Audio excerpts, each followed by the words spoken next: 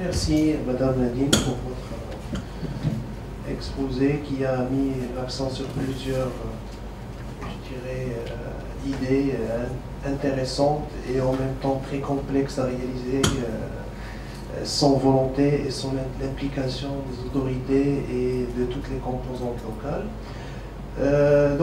J'ai retenu quelques points qui m'interpellent en tant qu'acteur dans le domaine des entreprises locales, notamment vous avez mis l'accent sur l'emploi, entreprises et territoires. Je pense que l'accès à l'emploi va être beaucoup plus important si on arrive à, je dirais, à promouvoir l'entreprise locale. Et là, l'entreprise doit montrer aussi son intégration et son sentiment d'appartenance au niveau local, je dirais, pas dans une discrimination négative, mais dans une discrimination positive d'intégration des compétences locales. Deuxième point qui m'a interpellé, c'est le développement des territoires qui doit être suivi de près côté emploi, vu le changement perpétuel que connaît un secteur donné, et les dispositifs localisés avec une stratégie locale, avec des mesures collectives, mais conditionnées avec la synergie qu'on peut créer avec les entreprises. Ça, je pense, c'est un point important. Ça veut dire qu'on peut conditionner des subventions à donner aux entreprises ou d'autres mesures incitatives, mais de leur part, les entreprises doivent montrer un effet de synergie défendable. Et là, je pense, pour compléter, là, je préconise la création de consortiums d'entreprises locales. Donc, le consortium d'entreprises locales qui peut constituer un lobbying important au niveau local et qui peut être vraiment un acteur très important dans ce sens. En même temps, juste à titre de, je dirais, de réflexion et à travers quelques expériences, là aussi au Maroc, l'entreprise locale a je dirais, un grand problème à l'accès à l'information. Je pense que l'accès à l'information peut aussi contribuer au développement de l'entreprise, surtout au niveau local. Des fois, des opportunités d'affaires sont traitées dans des couloirs et là, l'entreprise n'est pas vraiment elle n'a pas accès à l'information de façon très importante.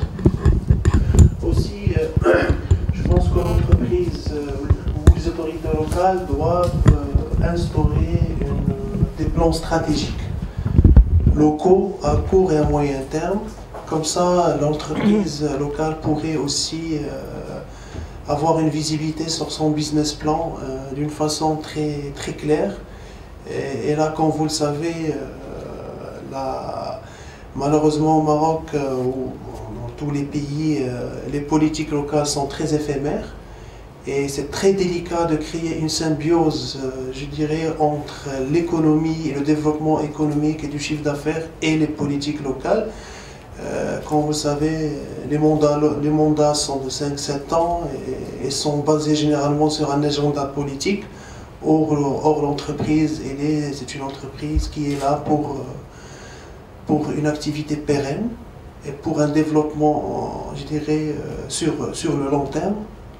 Donc, il faut quand même, là, il faut dire que le problème qui se pose, est-ce qu'on doit édicter des stratégies nationales, par exemple sur le plan juridique?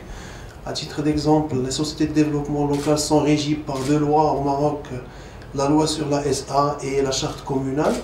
Et des fois, l'entreprise se retrouve avec des difficultés juridiques qui sont très, très pressantes.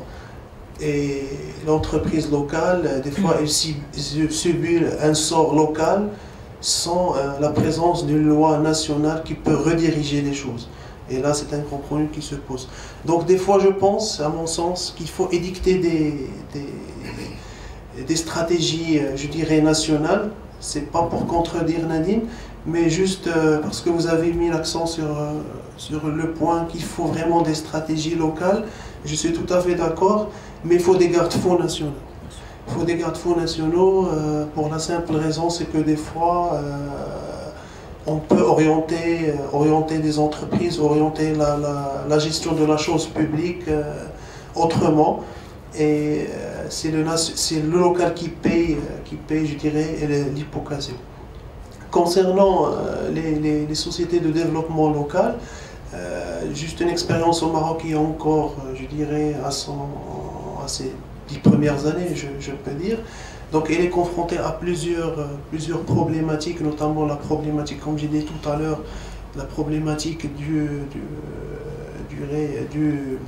de l'agenda politique, mais en même temps, c'est que la société de développement local, elle a des contraintes particulières sur le plan exploitation, sur le plan gestion de la chose publique au niveau local.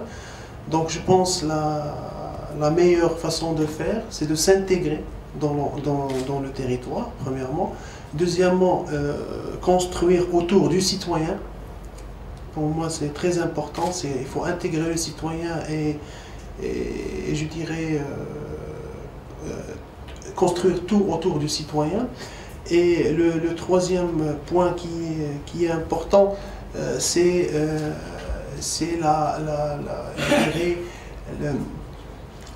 l'implication de l'entreprise dans tout ce qui est soucis ou services annexes à apporter aux citoyens. C'est-à-dire une entreprise qui fait je dirais, des services bien spécifiques, il pourra toujours développer et participer au développement local de l'entreprise.